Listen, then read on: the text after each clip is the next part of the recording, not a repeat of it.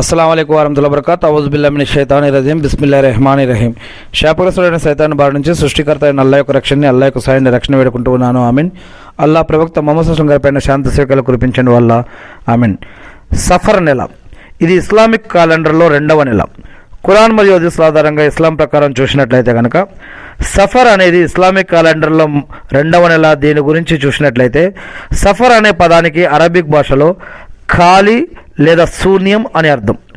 పురాతన కాలంలో ఈ నెలలో అరబ్బులు యుద్ధాల కోసం లేదా ఆహారం సేకరించడం కోసం ఇళ్లను వదిలి వెళ్ళేవారు.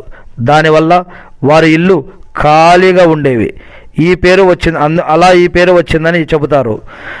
ప్రాముఖ్యత మరియు అపోహలు చూసినట్లయితే చాలామందిలో సఫర్ నెల పట్ల కొన్ని అపోహలు, మూఢనమ్మకాలు ఉన్నాయి. అపోహ ఏమిటి అంటే సఫర్ నెల దురదృష్టకరమని, ఈ నెలలో శుభకార్యాలు చేయకూడదని కొందరు నమ్ముతారు. నిజం ఏమిటి అంటే ఇస్లాం ప్రకారం ఏ నెల కూడా లేదా ఏ రోజు కూడా దురదృష్టకరం కానే కాదు. ప్రవక్త ముహమ్మద్ సల్లల్లాహు అలైహి వసల్లం గారి ఏ నెలను కూడా చెడుగా భావించకూడదు అని స్పష్టంగా చెప్పారు. ఎందుకు అంటే అల్లా ఇస్తే ఎవరు ఆపలేరు, అల్లా ఆపితే ఎవరు ఇవ్వలేరు. అల్లా ఎవరినైతే అపమార్గం పట్టిస్తాడో వారికి ఎవరు సన్మార్గం చూపలేరు. అల్లా ఎవరికైతే సన్మార్గం చూపిస్తారో వారిని ఎవరు అపమార్గం పట్టించలేరు.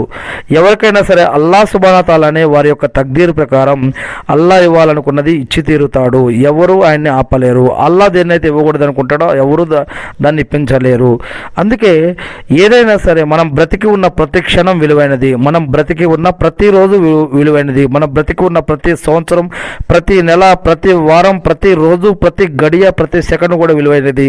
మనం బ్రతికి ఉన్నప్పుడు చేసిన మంచి, చెడు, పాపం, పుణ్యం, హరాం, హలాల జీవితాన్ని బట్టి దేవుడు ప్రళయ దినం రోజు, ఈ యొక్క ఆలమే బర్జక్ మరణించిన తర్వాత ఆలమే బర్జక్లో కానీ, ప్రళయ దినం రోజు కానీ, తీర్పు దినం జడ్జిమెంట్ డే రోజు కానీ, లేదా పరలోకంలో లేదా స్వర్గం లేదా నరకంలో కానీ మనం బ్రతికి ఉన్న ప్రతి క్షణం మనం చేసిన కర్మల ఆధారంగానే తీర్పు ద్వారా అక్కడ జడ్జిమెంట్ అనేది ఇవ్వబడుతుంది. అందుకే మనం బ్రతికి ఉన్న ప్రతి క్షణం, మనం జీవించి ఉండే ప్రతి రోజు కూడా విలువైనదే.